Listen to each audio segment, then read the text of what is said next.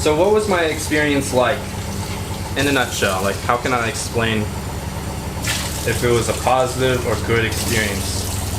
Now, like I said in the beginning, for me, it was a lot of ups and downs. Like, from the beginning, I felt like my life there was really progressing, like a lot. There was a lot of times when I felt like, wow, things are really, happening. Because a lot of the culture there, for example, with opportunities, social and, job-wise, is gonna revolve around like, who you know.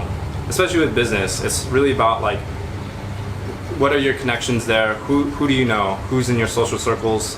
It's all about connections there, really. I think a lot of opportunities will arise from this. So, the more people that you meet, the more people that you know, that you spend time with there, the larger you grow your social circle. I think for me, that was the main thing that really determined, that was a pivotal part of my experience there. And I had a positive experience.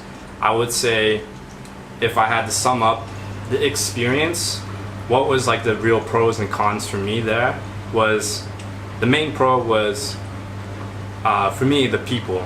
The Vietnamese people, I think, yeah, they're the friendliest people, or if not the friendliest, one of the friendliest people I've ever met.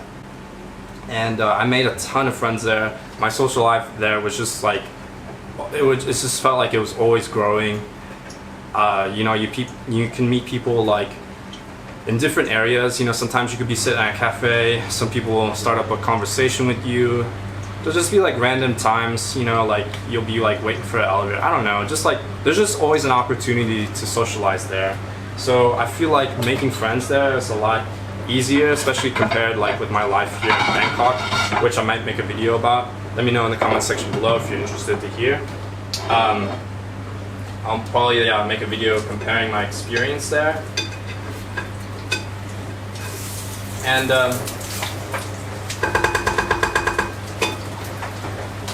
yeah, it was just an overall positive experience with the people. My social life there was really great. And that was, for me, my favorite part of living there, was the people. Now, the main downside, I would say, is the chaotic traffic, getting around, because the main way to get around is motorbike, and it's very hard to avoid that.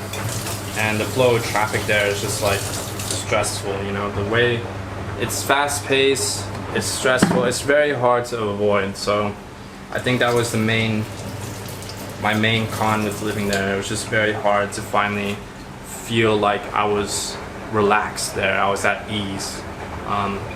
Actually, living in Bangkok, I feel like that. I feel like it's a lot easier to get around in Bangkok, but they have better infrastructure, public transportation, stuff like that.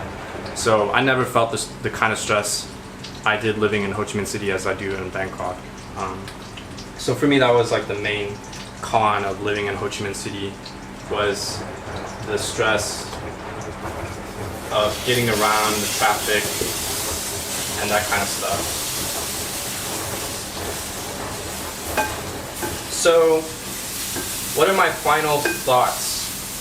To kind of wrap up this video, I know this is like a really long video, probably like rambling on. Okay, I just finished my breakfast, my eggs. Kai Chow? I don't know if I pronounced that right in Thai. I don't know. Well, my Thai eggs, whatever. I just finished my breakfast, so I'm gonna wrap up this video and eat breakfast and go to work. So, what are my thoughts about Ho Chi Minh City? I think it's a great city for like someone who's willing to take on a challenge and to experience something new, someone who's adventurous, maybe someone who's not as sensitive. I think if you're a sensitive person, especially like with adjusting to a new culture or a new environment, or you're a person that is reluctant to change, these kind of things, I think that you'll have like a more difficult experience with adjusting to life there. But if you're the other, kind of like more open-minded, willing to take on the challenge, because yeah, the difficulty level, I would say, with like living in that city is like higher than some compared to other places. So like, I think that with this in mind, you'll have a more positive experience with Ho Chi Minh if you're willing to take on you know, the stressful aspects of living there. But I think the rewards, like I said, with, you know, like the people, for example, the meeting the people, your social life there. Mind you that I'm not gonna say that just because you go there you're gonna have a great social life. I think that everyone has a different experience, and this is no guarantee, keep in mind. So I think that the rewards could be great though. I think if you are willing to take on the challenge, I think you can find some great rewards there. And if not, by the end of it, you'll have realized more about yourself. You'll learn about, you know, what do you like and what you don't like about like living in a particular place. What are your needs to be happy, to feel happy or comfortable living in a particular place. I think you'll learn more about this if you know, don't find a positive experience, or if you do find a positive experience. Regardless, I think you'll learn much more about yourself and you know, what you like with living in a place. So yeah, anyways, I think that's all I need to say. I think I might talk a little bit about the teaching English thing, like what was my experience there with teaching English. I might make a video about that. If you guys are interested, let me know in the comment section below. Anyways, I will say one last thing is I found a lot of people that have a positive experience there were typically people who were able to be active in their social life. They met a lot of people there. I feel like people give you a purpose, and when you have your social life there, I think that you'll find yourself to be a lot happier. I think with anywhere really. I mean, you don't want to go to a new place and be alone. Definitely, I think that's the fastest way to finding yourself on a flight back to wherever you came from, if you're not able to, you know, meet people. Because I think people really do give you a purpose, a sense of purpose with like living in a place.